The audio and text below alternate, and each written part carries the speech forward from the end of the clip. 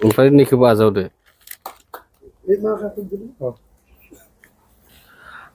दिनै दुलाराय बाथौ गौथुमनि गाहाय मावखुलियाव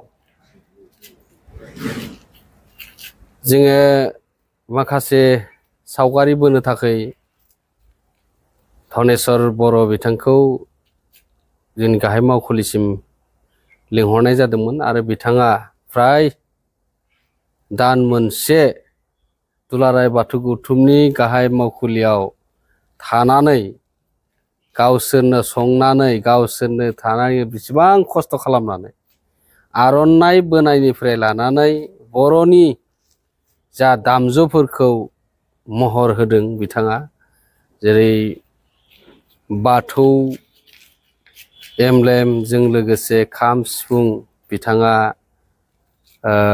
आबुं महर होनो नाजानायखौ जों बे कनफारेन्स हलाव नुनो मोननाय जादों आरो बेयाव माखासे दुलाराय बाथौ गौथुमनि धोरोमारि बोसोन खान्थिफोरखौ बिथांखौ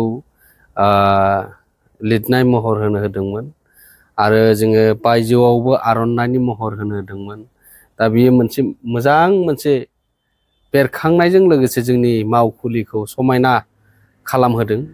मानो होनबा बिनि थाखायनो जों दुलाराय बाथौ गौथुमनि जानानै धनेस्वर बर' बिथांनिसिम जों साबायखर बावदों आरो दिनैनि समाव जाखांफुनाय जा महरगिरि बिथांमोनाबो धनेस्वर बर'नि जिखिनि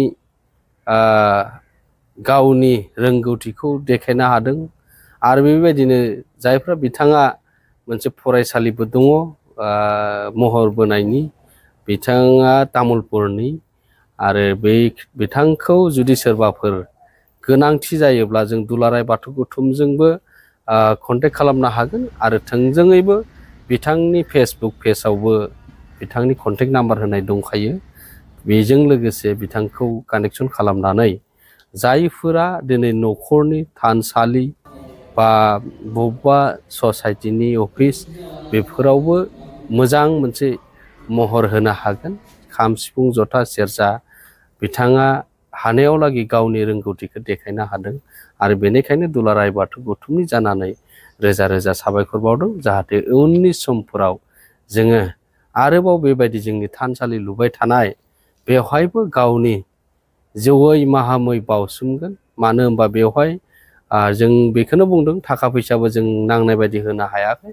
बिथांनो जों खामानिनो माबा मोनसे होनानै जोङो बेखौ महर बोहोदों आरो बेनिखायनो गासै बर' माहारिनि गेजेराव आरो आसामजों लोगोसे आसामनि बायजोआवबो जुदि सोरबाफोर हांख्रायबा बिथाङा बै जायगासिम थांनानै थाहैनानै बे महर बोनायनि माबायाव आवगायबोनो थाखाय बिथाङा जोंनिसिम फोरमायदों आरो बिथांखौ जों दिनैनि समाव जोबथा नङा, नाथाय जों दिनै बिथांखौ जों जेखिनि हाबाफारियाव जों मावफुंनानै जों महर होनो गोनांमोन बेखौ दिनैनि समसिम फोजोबथ'बाय आरो उननि समफोराव नांगौ बायदि जायोब्ला बिथांखौ जों लिंहरनाय जागोन आरो बेनिखायनो जोङो दुलाराय बाथौ गौथुमनि जानाय खुलुमनाय आरो सिबिनायखौ बावहरग्रोबाय।